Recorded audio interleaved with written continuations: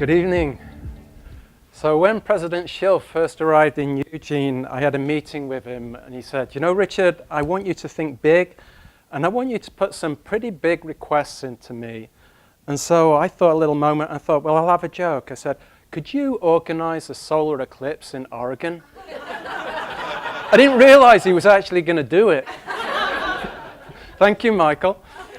Did anyone see it?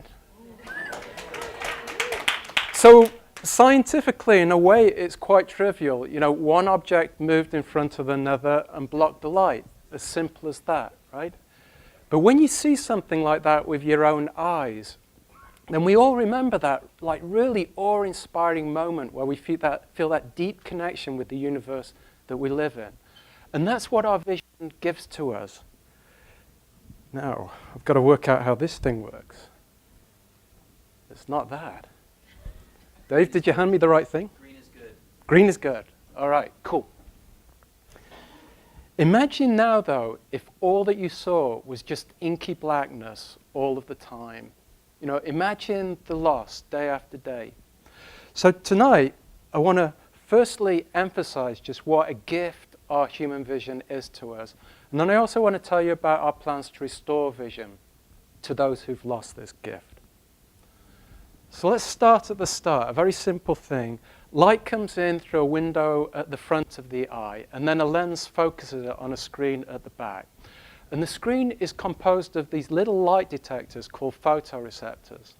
So each photoreceptor receives light and converts it to an electrical signal.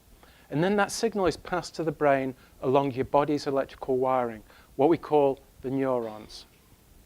So this black pupil is the window that lets the light in. And then the iris surrounding it controls the size of the window. But the iris also serves an aesthetic function. Its name is actually derived from Greek mythology, and it means the goddess of the rainbow. Now, early humans all had brown eyes. Blue eyes only emerged as recently as 5,000 years ago. So next time you get a chance, just marvel at all of those subtle little color variations in your own personal rainbow, because it's a recent development in our human adventure. Now, looking in through that window, you can see it's dark in there, and that's a good thing. It means that all of the light has been absorbed by those little photoreceptors on the back screen. Let's have a look at those. I always think that they look like a vegetable garden, right?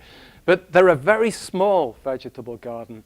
Each photoreceptor is about 1 million times smaller than a meter, and they're that small, so you can cram 126 million of them into each eyeball.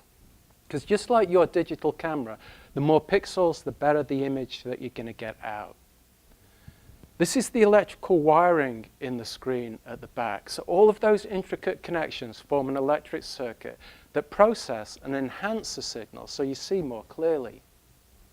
For example, these two circles on the left and right, in reality, they are exactly the same color.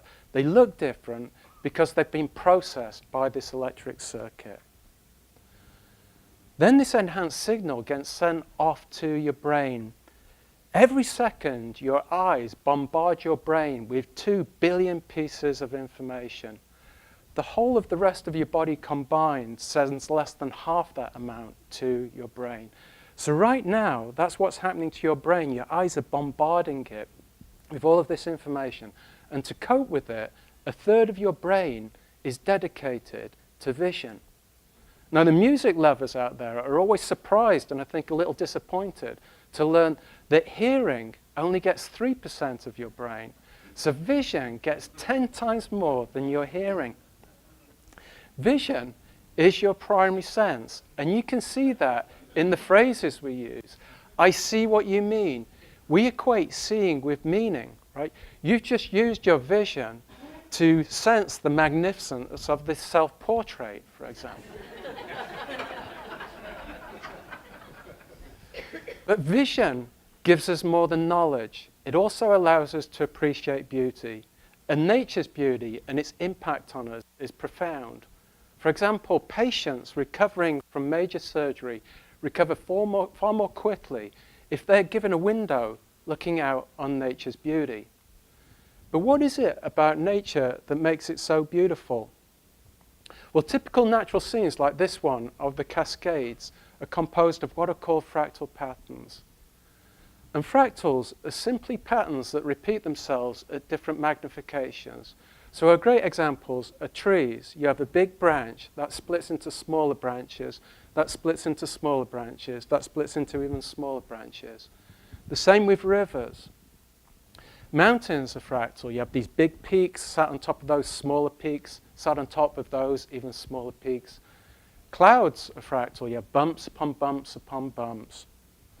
So when you're staring out at nature, you're actually staring out at fractal patterns.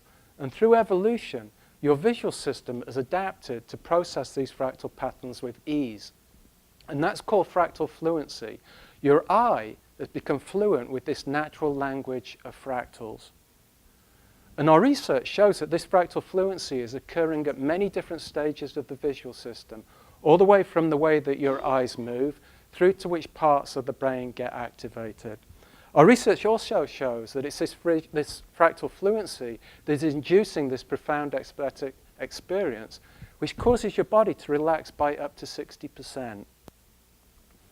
So when someone loses their vision, not only do they lose this primary sense for acquiring information, they also lose this calming connection with nature's beauty. Now, there's 39 million people around the world who are totally blind, many of them since birth. And then there's another 246 million people who've suffered vision loss to the extent that it severely impacts their daily activities.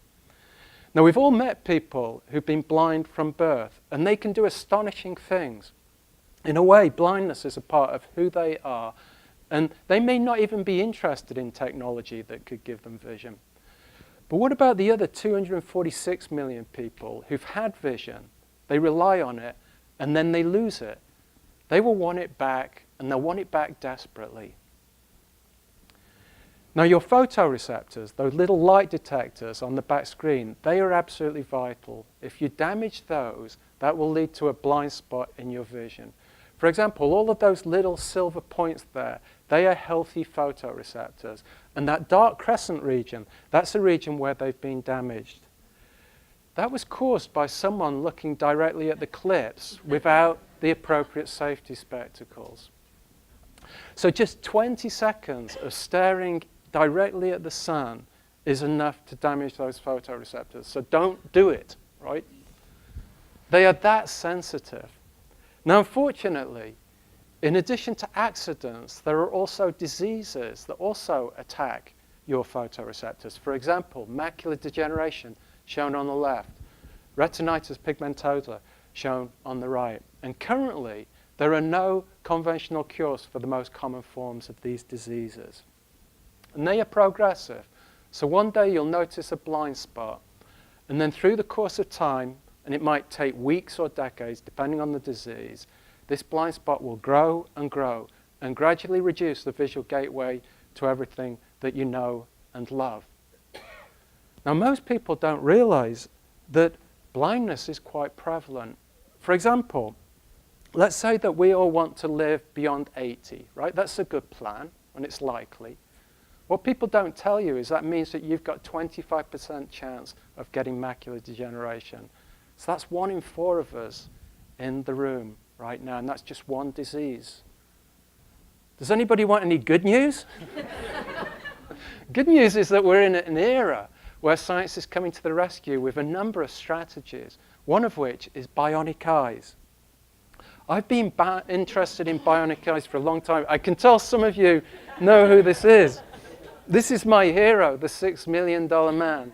As a little kid, I was a big fan of science fiction. The $6 million man was an astronaut who was rebuilt after a crash, and he was given a bionic eye. Now, although it was written in the early 70s, it was based around about now, and the writers assumed that by now, a bionic eye would be vastly superior to our natural eye. The reality is, we're not even close, and that's not through lack of trying. It's because through evolution, nature has given you this amazing visual system that's very hard to replicate.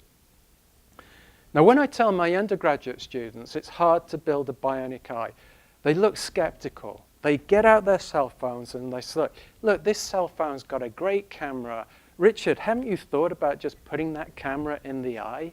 You know, helpful suggestion, because really, you can now get digital sensors that have as many pixels as your eye does.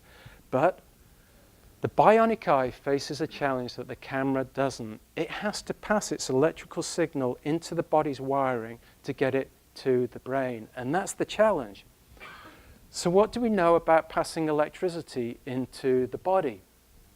All right. Well, we've all heard of the horrors of Frankenstein's monster, right? So we're not going to do that. But what some people don't realize is that that science fiction was actually inspired by science fact. There was a French physician called Charles Leroy who told his patients to close their eyelids. Get ready for this.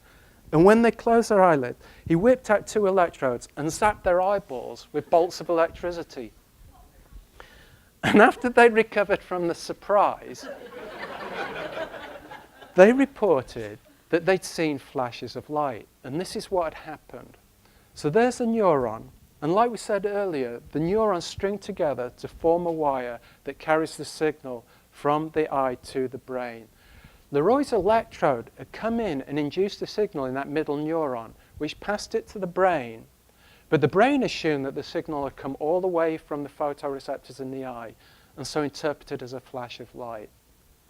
So that means then that we can build implants with arrays of artificial photoreceptors, where each receptor receives light, converts it to an electrical signal, and then just like Leroy's electrodes, can pass the signal into the neurons and off to the brain.